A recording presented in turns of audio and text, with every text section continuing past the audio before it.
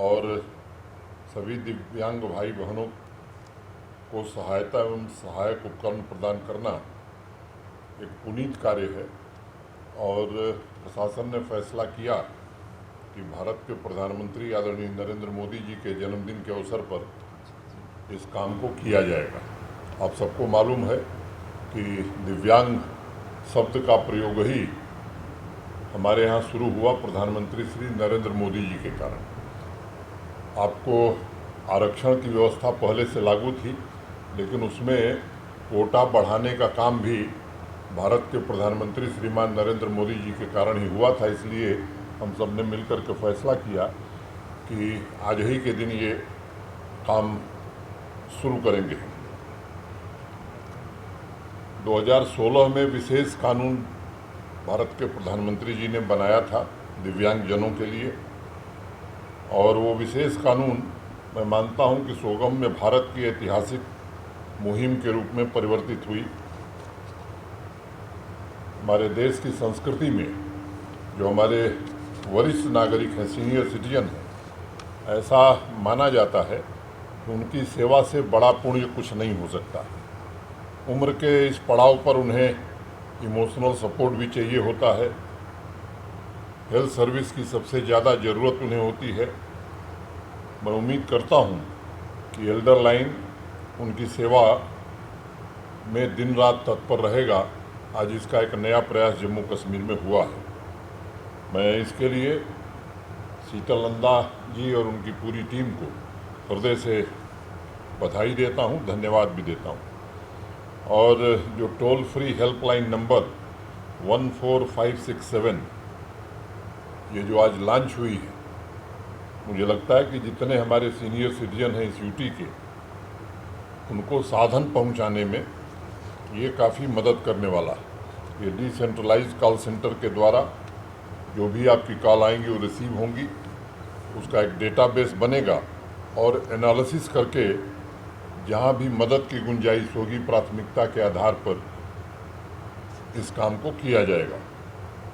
इस साल मई महीने में सरकार ने 5 राज्यों में चल रहे एल्डर लाइन के कुल 19 दिनों में रिसीव की गई कॉल्स का विश्लेषण किया था, और उसमें 475 ऐसी कॉल्स थीं जिन पर तुरंत एक्शन की आवश्यकता थी। जो आंकड़े मैंने देखे हैं उसमें 16% कॉल्स इमोशनल सपोर्ट के लिए हैं, 11% पेंशन से संबंधित हैं, और 37% कॉल्स जो हैं हेल्थ और ओल्ड एज होम से संबंधित थीं।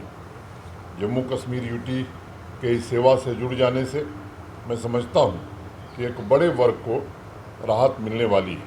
हमारे बुजुर्गों की आज के इस न्यूक्लियर फैमिली के दौर में अनेक ज़रूरतें हैं, और एल्डर लाइन के सभी सदस्य प्रोफेशनल नहीं बल्कि घर के परिवार के सदस्य की तरह पूरी सहानुभूति, संवेदना और श्रद्धा के साथ उनकी समस्याओं के निवारण का प्रयास करेंगे, ऐसी मुझे उम्मीद है। आज के इस अवसर पर भारतीय कृत्रिम अंग निर्माण निगम के सभी अधिकारियों का भी मैं आभार व्यक्त करना चाहता हूं।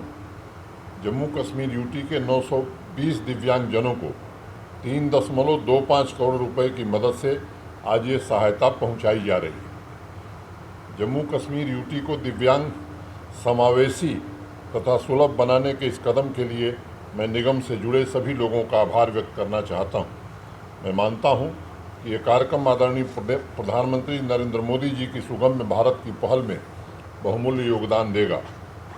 मैं ये भी मानता हूं कि जिस समाज या राज्य में दिव्यांगजनों के लिए पर्याप्त व्यवस्था नहीं होती है, उस समाज के ढांचे में कहीं न कहीं कोई बड़ी कमी रह गई है, ऐसा माना जा सकता है। ऐसा समाज न किसी रूप में अपंग है, और ऐसा समाज किसी न किसी रूप में अपंग है, और इसलिए जम्मू कश्मीर समाज कल्याण विभाग का दायित्व है कि एक भी ऐसा दिव्यांग बच्चा, युवक, युवती हमारे कल्याण कार्यक्रमों से नहीं छूटे। कहना बड़ा आसान है, करना बहुत कठिन है, क्योंकि जब भी सर्वेक्षण या सर्वे कराया जाता है तो तमाम सूचनाओं के बाद भी लोग नहीं आते। जिला प्रशासन के लोग भी, उनसे भी मेरा अनुरोध है कि इस काम को पवित्र काम मान करके कोई व्यक्ति न छूटे, इसकी पहल हमें प्रारंभ करनी है।